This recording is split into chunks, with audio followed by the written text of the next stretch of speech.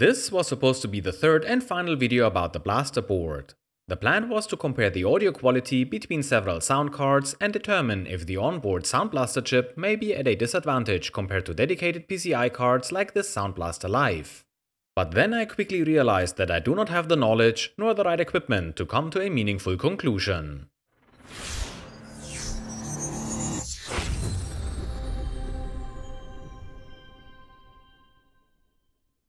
In my head, the plan of making a video about comparing audio quality sounded easy. But once I started to get familiar with testing methods, software like Rightmark Audio Analyzer, and the quirks of creative software and drivers, I questioned my ability to make an entertaining video. I don't know what those numbers mean, nor am I able to assess if those results make sense. It could be that my setup is flawed and the data I gathered is meaningless. With a heavy heart, I decided to cancel my plans to make another video about this motherboard, and instead work on a review of my channel's past year. I want to talk about projects I enjoyed working on, my best performing videos, projects that failed, and what you can expect in the future. 2023 has been a busy year, and with just 1 month left, I want to thank all of you for watching my videos, especially the 12,000 people who pressed the subscribe button. The growing numbers of views and subscribers encourage me to continue making videos, and I hope that you will enjoy what I've planned for the next couple of months. But first, let's have a quick look back at the content I've created over the past year. I will start with a video that pushed my channel over the threshold to get monetized on YouTube. The modification of an AMD K62 Plus, which unlocks an additional 128 KB of level 2 cache, made my channel cross the required 4,000 watch hours and 1,000 subscribers. This video with almost 300,000 views is the one that was clicked on and shared most. My channel gained 600 subscribers within a couple of weeks and added over 5,000 watch hours to my YouTube statistics. Unfortunately, YouTube kept most of the ad revenue because the channel was yet to be monetized. To this day, I earned about $8 from this video. Next up is my best performing video in terms of new subscribers and ad revenue. This video was a bit of a surprise to me. Over 200,000 viewers were interested to know the answer to how Microsoft was able to fit 1.68 megabytes of data on standard high-density floppy disks. This video brought 1,500 new subscribers to my channel. Every 8th current subscriber is coming from this video. It is also the video that generated the highest income, $500 to this day. The most disappointing video I made in the last year is definitely my video about the original StarCraft beta release. I expected this video to do well, but it barely got 2,500 views. With 2 new subscribers and less than $4 in ad revenue, this video is almost at the bottom of the list. But I'm still happy that I made the video, because it was a fun project. Setting up a private Battle.net server, hacking some IP addresses into the game files, and reliving what some beta testers experienced so many years ago gave me a feeling of accomplishment. And the soundtrack of StarCraft is anyways in a league of its own.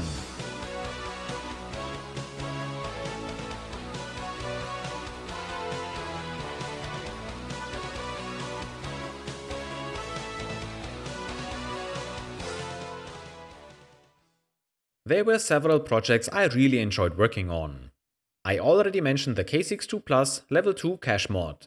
But there was also the Voodoo memory upgrade and the discovery of making EDO memory chips behave like FPM memory. This modification was not my brainchild. However, I believe that this project, including the resulting PCBs, are one of the most important contributions I have made to the retro community so far. Now, I can create my own high-capacity 30-pin SIM modules to be used on older hardware, like my 386, which is now equipped with 32 MB of memory. This video added 600 new followers to my channel, and with over 33,000 views, it generated about $60. The best repair video I have made to this day is, in my opinion, the Diamond Monster 3D. This card was truly broken, and I had no idea if I would be able to fix it with my limited knowledge about electronics. But after fixing corroded traces below corroded memory chips, adding missing capacitors, and fixing some cracked surface-mounted components, the card works again. This video got over 12,000 views and added 220 subscribers to my channel. Ad revenue on YouTube is $25. But of course, there were not only successful projects. My recent attempts to find working hard drives at a scrapyard were unsuccessful. I wonder if I will ever find an older working hard drive over there. A 120MB Quantum Go drive and a Connor with 1.2GB were too far gone. Those two videos about the hard drives brought 85 subscribers to the channel, and with about 15,000 views combined, those two videos generated a bit over $30 so far.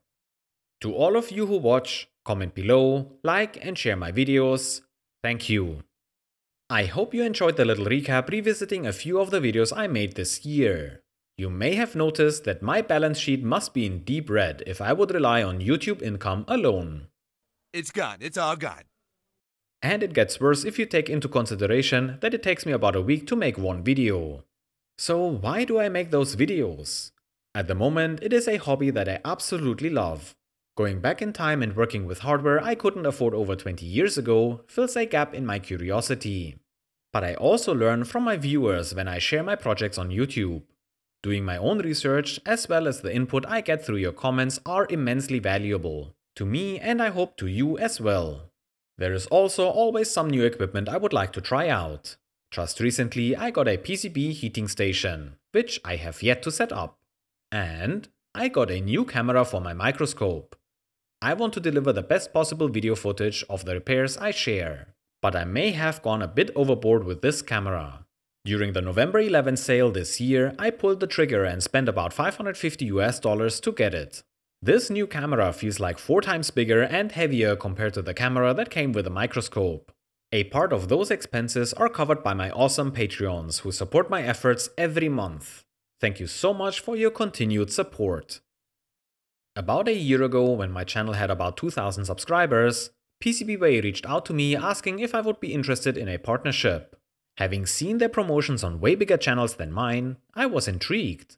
PCBWay offering their support was probably one of the best events that happened for my channel during the past year. It was a refreshing change among all the game and software key distributors, of which I get quite a few each month. Without PCBWay, I probably would have never attempted to design my own PCBs for the Voodoo cards and consequently the 30-pin SIM modules. Thank you PCBWay for being such a great partner and offering your services to my audience.